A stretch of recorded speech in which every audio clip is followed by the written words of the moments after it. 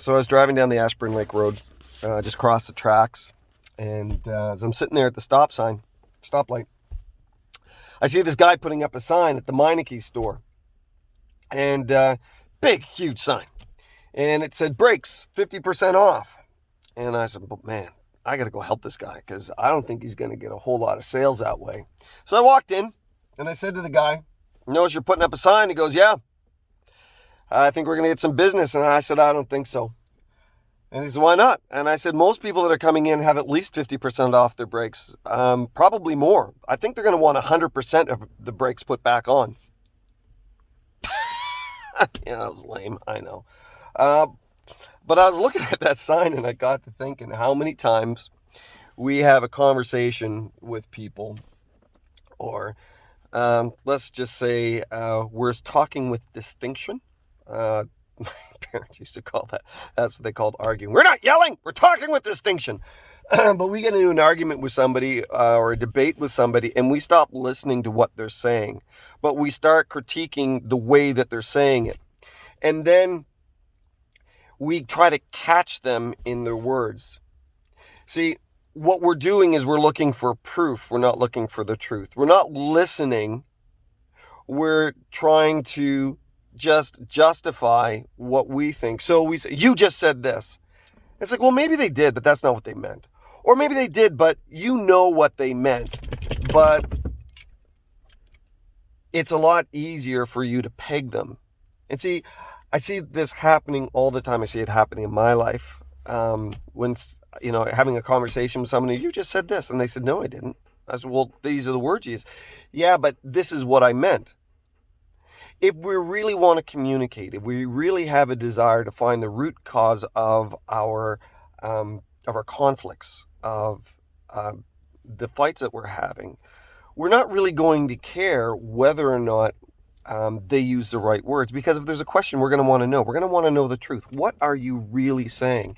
And a lot of times people will say things because they don't really want to say what they're saying. They'll hide behind words. And if you really care about somebody, you're going to want to know, what are you really saying? What are you really getting at? Well, this is what I really mean. This is what I'm really struggling with. This is what I'm really upset about, or this is what's really bothering me. And a lot of times, if we're going to be honest, we're going to listen to understand. The Bible says, preach the word, correct, rebuke, and encourage. Now, correcting and rebuking is usually found in a place of conflict. Am I correct? You come into somebody's life or someone's experience, and you see something wrong, and you speak into it. And when you're speaking into it, you are basically taking the opposing position, saying that what you're doing is wrong and what I'm saying is right. I mean, that's kind of what it comes down to. And a lot of times people go look at their backups. I know I do. I mean, I have to consciously stop and think, okay, God, are you going to be speaking to me through this person? Allow me to put myself aside and listen to this person. And a lot of times people will struggle with that, and they because they care, they don't want to hurt my feelings, but they really want to tell the truth. And I have to give them permission to speak the truth into my life. No, don't hold back. I know you love me, I know you care, and I know you want the best for me, so speak the truth. It's difficult, and this has become something that's normative when people are arguing. They say, "I heard you say, this is what you said. These are the words you used." There's a song that it says, "When I was a child, I was taught to listen, but not to hear."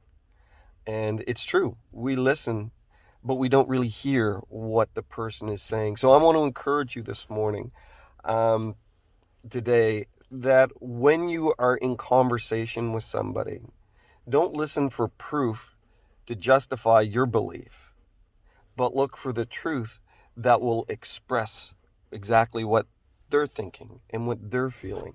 And if someone comes and doesn't understand what you're saying, be patient.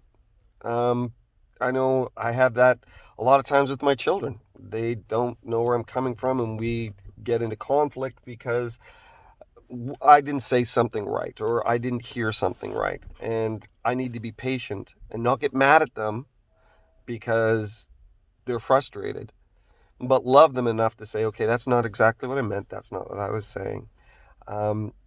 There's a proverb that says, a soft answer turneth away wrath. And sometimes just saying, you know what, can you explain that to me? Because I think I heard you say this, but I could be wrong. I think we'll have better relationships. I think we'll be able to speak truth with greater effectiveness into people's lives if we do that. And I think that's what God's called us to do. So, God bless you. Maybe I should go apologize to the Meineke guy. Anyways, talk to you later. Bye for now.